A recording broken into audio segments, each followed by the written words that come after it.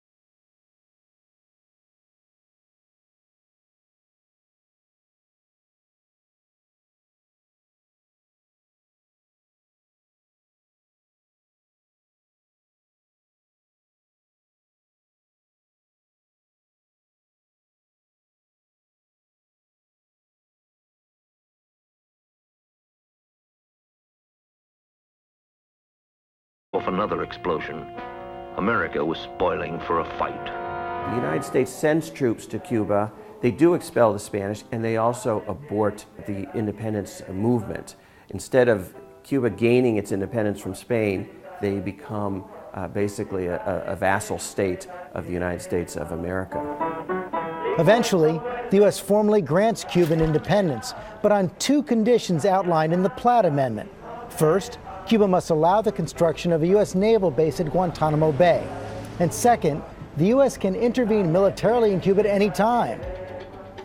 Under the Platt Amendment, the United States has the right to intervene in Cuba, and it does intervene in Cuba whenever a U.S. sugar company feels threatened by a rebellion. So for the next 2 decades, the United States repeatedly sends troops to Cuba to protect American interests. And Marines under Colonel Batista have begun their attack on the National Hotel. But by the 30s, a new reformist government in Cuba threatens to undo American dominance. In response, U.S. officials persuade a young general named Fulgencio Batista to overthrow the new government. That's what he does in 1934. Fulgencio Batista becomes our man in Havana under Batista's thuggish rule. The United States turns Cuba into essentially a playground for the rich and famous and an economic pool for the U.S. mafia. The Monte Carlo of the Americas. Prostitution, narcotics, gambling, all of that going on. From his stronghold in the wild Sierra Maestre Mountains, Cuba's Fidel Castro emerged triumphant after 2 years of guerrilla warfare against the Batista regime. After decades of brutal dictatorship, Fidel Castro's guerrilla forces reach Havana. The Cuban Revolution begins.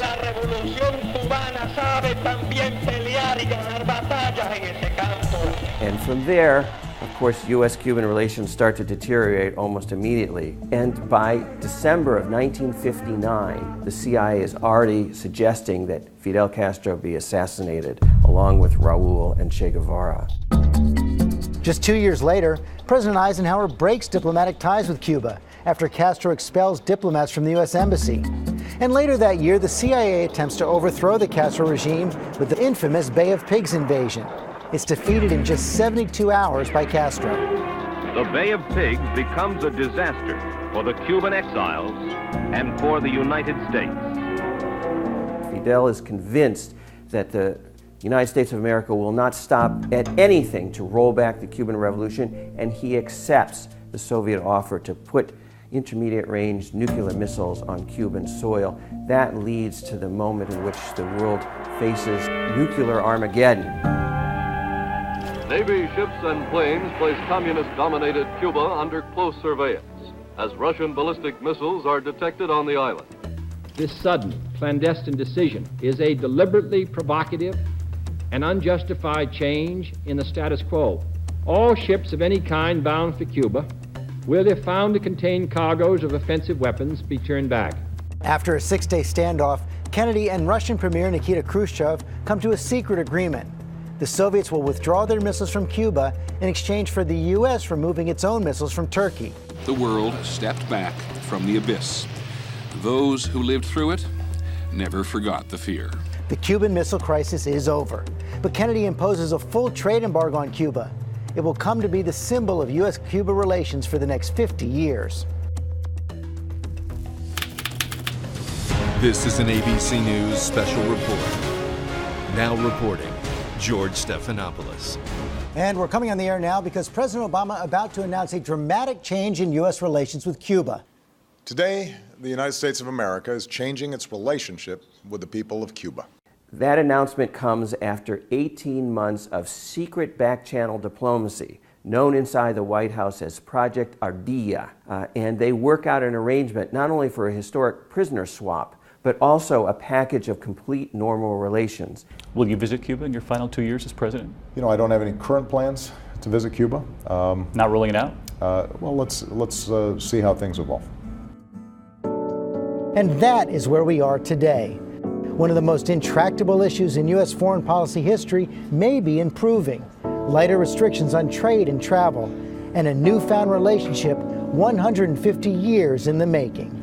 When what you're doing doesn't work for 50 years, it's time to try something new.